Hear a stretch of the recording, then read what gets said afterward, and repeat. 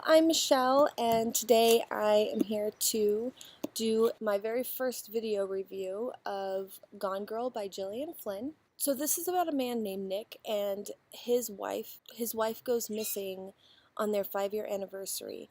Things start to show up, like Nick starts acting really weird, and the people of his town start thinking he's really acting suspicious. Also, evidence starts popping up that lead everyone to believe that Nick had something to do with her disappearance and possibly that he murdered her. I never read anything like this before. I gave this book a 5-star on Goodreads, and it was just like a thrill ride. It was like a most extreme roller coaster ride reading this book, because when you think something's going to happen, it doesn't. I really wish that I had annotated this book going along while I was reading it at the time, but I waited until I finished the book and I went back and flagged pages and jotted down a few notes. There's some passages in here that I wanted to talk about because I was just like, wow, like that's really brilliant. I can't really say too much more without giving out spoilers, so if you haven't read this book, I would stop this video. If you would like to hear my thoughts as I was going along, you can continue watching.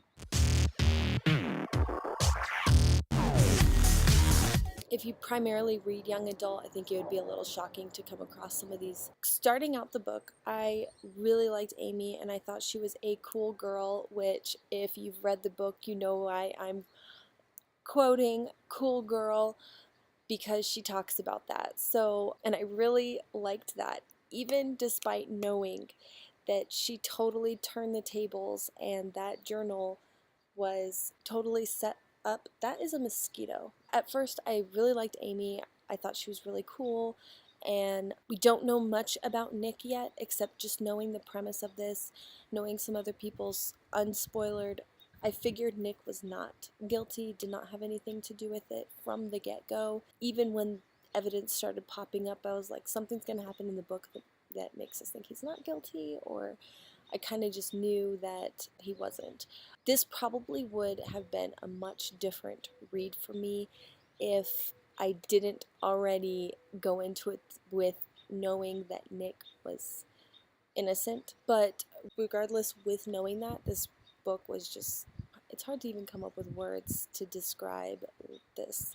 They don't reveal that Nick is cheating on her for quite a while, although I did suspect that he had been. So at that point, like right before they reveal that he's cheating on her, I was like, I bet he's cheating on her. What a douchebag. I didn't completely hate him because I figured there's something to it. You know, they had such a beautiful romance, at least from what Amy was saying from the beginning, that I figured something had happened. And anyways, that's just not the way you should handle things when you're not happy in your marriage. Go out and find something newer and younger. So yes, of course I was like, what a douchebag, you know? Then we find out that Amy has fled and she set up the whole thing. You know, I was like, well, what did Nick do, you know? I think at that point you find out that she must have known that he cheated on her to make her do this, which I don't, if you've ever been on that side of the scorned woman whose husband has cheated on you, you're probably just like, go Amy, like screw Nick, you know? I can kind of see where she's coming from at that point, you know? As drastic as it is, I mean, it's so entertaining to fantasize about sticking it to him, right? Like, here you go, you son of a bitch for cheating on me. Like, sayonara, peace out, have fun with this. But, let's see. I start to realize how incredibly brilliant Amy is when she has even thought of all of her tiny little quirks, like how she hates blood. She went into the relationship not really caring. It wasn't a big deal. And then I guess when she decided to devise this plan, she started putting these quirks into people's heads, like Nick's, like, oh no, I don't like blood, da da da da. Page 219, the day of, part 2, boy meets girl, and then the chapters Amy Elliott Dunn the day of, and she's going through her checklist. Item 22, cut myself. But Amy is afraid of blood, the diary readers will say. The diary, yes. We'll get to my brilliant diary. No, I'm not. Not a bit. But for the past year, I've been saying that I am. Like, that was just like, I couldn't believe it. That was just brilliant, you know? Let's see here. Oh, okay, so it says, I told Nick probably half a dozen times how afraid I am of blood. And when he said, I don't remember you being so afraid of blood, I replied, I've told you. I've told you so many times. Nick has such a careless memory for other people's problems. He just assumed it was true. Okay, if any of you are married, you probably understand this. Like, my husband is the same way. Like, I tell him that I don't like certain kind of taco or whatever, and he'll go out and surprise me with lunch and bring back tacos, and lo and behold, he gets the one that I have told him a million times, like, I really don't like that, but thanks, that was really sweet and caring and thoughtful. It would be a lot more caring and thoughtful if you would have at least remembered which ones I don't like, or, you know, something like that. It kind of, there's little passages in here that bring me to my own marriage, you know, and like my own relationship with my husband, like little funny quirks, and I think that was what added to how much fun this was to read for me. Oh, and the pregnancy thing too, like, she never wanted a baby.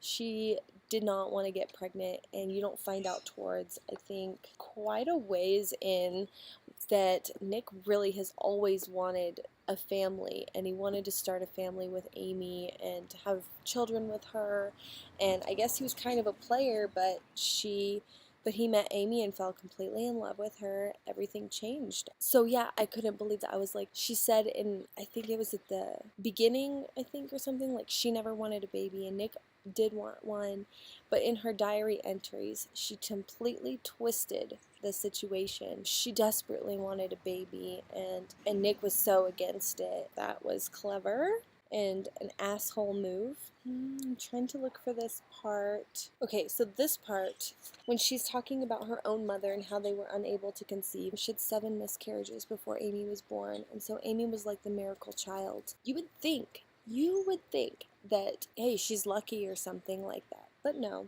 She says, when her mother would take time to herself to think about her past babies that didn't survive, Amy, jealous little bratty, spoiled Amy, comes in. She would know why her mom's taking a quiet time to think about the other babies. She said, I would clamber onto my mother's lap or thrust a crayon drawing in her face or remember a permission slip that needed prompt attention. My father would try to distract me and try to take me to a movie or bribe me with sweets. No matter the ruse, it didn't work.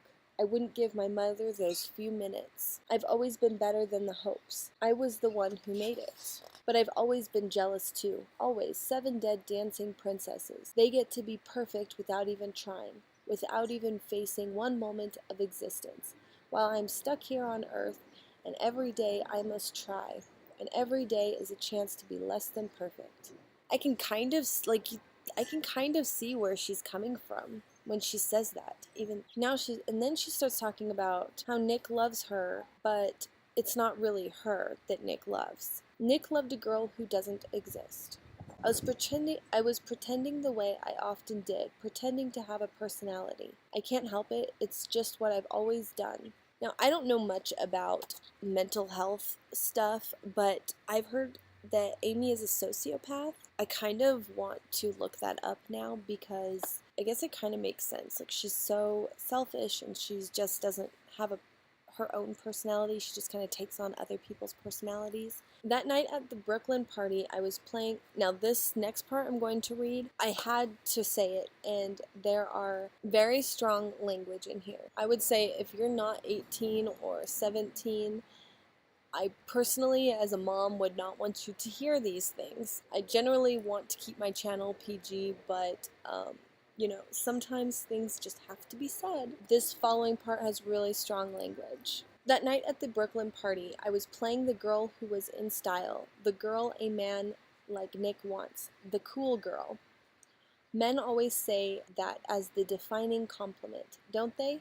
She's a cool girl. Being the cool girl means I'm hot, brilliant, funny woman who adores football, poker, dirty jokes, and burping, who plays video games, drinks cheap beer, loves threesomes and anal sex, and jams hot dogs and hamburgers into her mouth like she's hosting the world's biggest culinary gangbang while somehow maintaining a size 2, because cool girls are above all hot. Cool girls never get angry.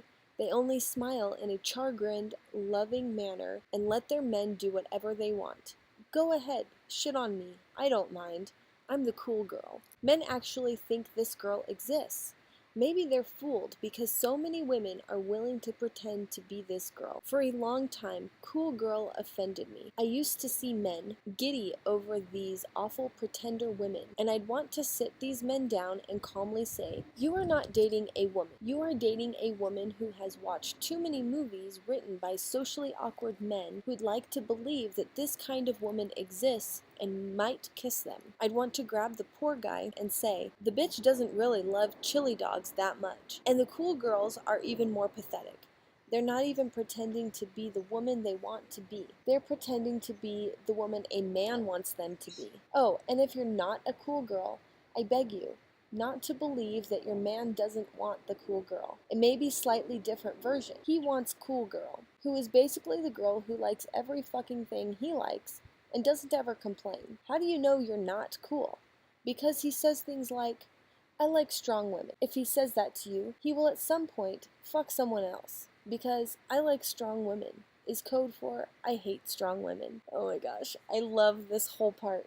Okay, moving down. I waited years for the pendulum to swing the other way, for men to start reading Jane Austen, learn how to knit, pretend to love cosmos, organize scrapbook parties, and make out with each other while we leer. And then we'd say, "Yeah, he's a cool guy." But it never happened. Instead, women across the nation colluded in our degradation.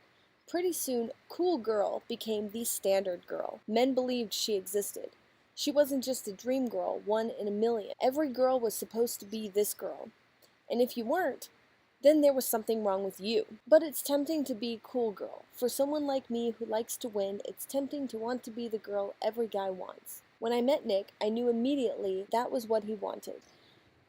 Okay, so she goes through her relationship with Nick. Things start to settle down, and then she says, "It all started collapsing in on itself. I hated Nick for being surprised when I became me. I hated him for not knowing it had to end, for truly believing he had married this creature, this figment of the imagination of a million masturbatory men, semen-fingered and self-satisfied. He truly seemed astonished when I asked him to listen to me. He couldn't believe I didn't love wax-stripping my pussy raw and blowing him on request. That I did mind when he didn't show up for drinks with my friends. That ludicrous diary entry, 'I don't need pathetic dancing monkey scenarios to repeat to my friends. I'm content with letting him be himself.' That was pure dumb cool girl bullshit. What a cunt. Again, I don't get it. If you let a man cancel plans or decline to do things for you, you lose. You don't get what you want. It's pretty clear. Sure, he may be happy. He may say you're the coolest girl ever, but he's saying it because he got his way. He's calling you a cool girl to fool you.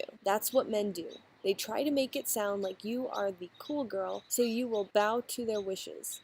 Like a car salesman saying, 'How much do you want to pay for this beauty?' when you didn't agree to buy it yet. That awful phrase men use. I mean, I know you wouldn't mind if I... Yes, I do mind. Just say it. Don't lose, you dumb little twat." Okay.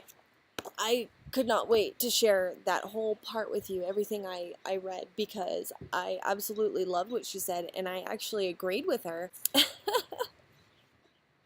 I feel like I'm going to never see cool girl the same again. I'm probably gonna giggle every time I hear "you're a cool girl." I just love Gillian Flynn for putting it that way. Another part of this book that I really liked is the legal perspective of it, and probably because I'm a paralegal student, it was really interesting for me to see how my last assignment in one of my classes at school was we were working on the Constitution and the amendments of the accused right to fair trial and how they get a fair trial when there's so much publicity around their case. At a certain point, when their face is blasted all over the news, changing a venue is not going to help. Getting jury selection from not just your local group is not going to help because everyone knows your story. It's national news. They decide to, Nick's attorney Tanner decides to use the media and try to control the media and have Nick go up and do interviews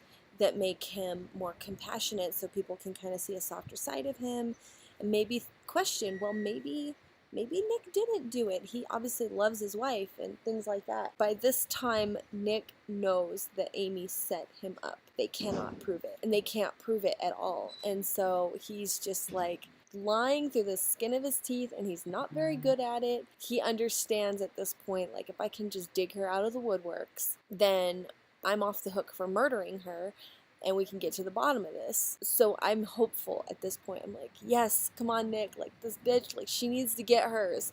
She's crazy, and how could she set you up? Like, at this point, too, we obviously know that he has cheated on her, and I'm past the whole scumbag thing because Amy's a fucking bitch, okay? I'm sure Nick did you wrong, but that's still not a good enough reason to be so freaking dramatic, spoiled, and having to win and teach him a lesson that you need to set him up for murder in a state that's in favor of the death penalty, right?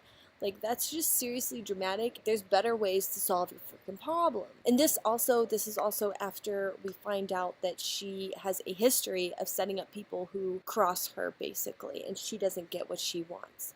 On a bigger picture, I thought that some overall really important issues that were addressed was that the public always thinks it's the husband's fault that the wife is murdered or goes missing or something. Like, they're always pointing fingers at the husband, his first suspect, and it's all like circumstantial evidence. Like, I also thought that it was also an interesting thing that he wasn't comfortable with his emotions. I can personally identify with that. Like, I think that I always act really awkward, especially when all eyes are on me. If I was in his shoes and I looked at this crowd of people and they all thought I was guilty, I'm not going to probably act the way they think I should act. Like, I'm not a crier.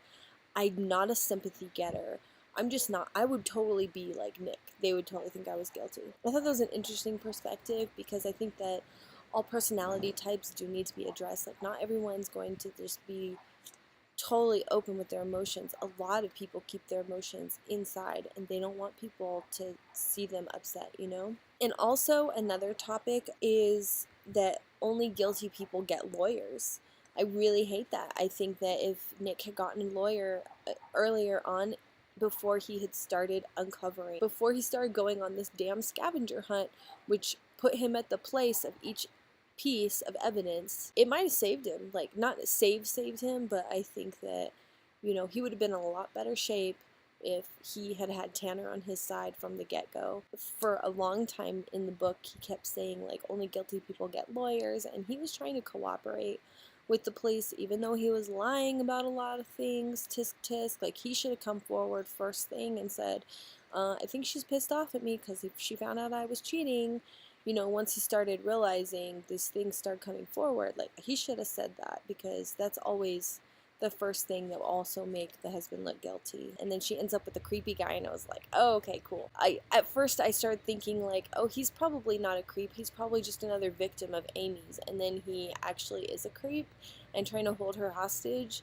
But she kind of seeks those people out because she knows she can get what she wants from them. She kind of made that bet. And the fact that she went to him and then he ended up really being a creep, it's kind of like, I kept thinking, the boy who cried wolf. You want to say all these people are creeps and now we don't believe you. I'm just going to go ahead and jump to the end here. It was such a cliffhanger. I was angry. I was so upset. What happens next? So they're laying in bed together. We just need to sustain it. Nick doesn't have it down perfect. This morning he was stroking my hair and asking what else he could do for me. And I said, my gosh, Nick, why are you so wonderful to me? Or no, she basically told him, this is the way you better act or else I can pin you to the wall. So he's terrified, and now he's her slave. So he says, he was supposed to say, you deserve it.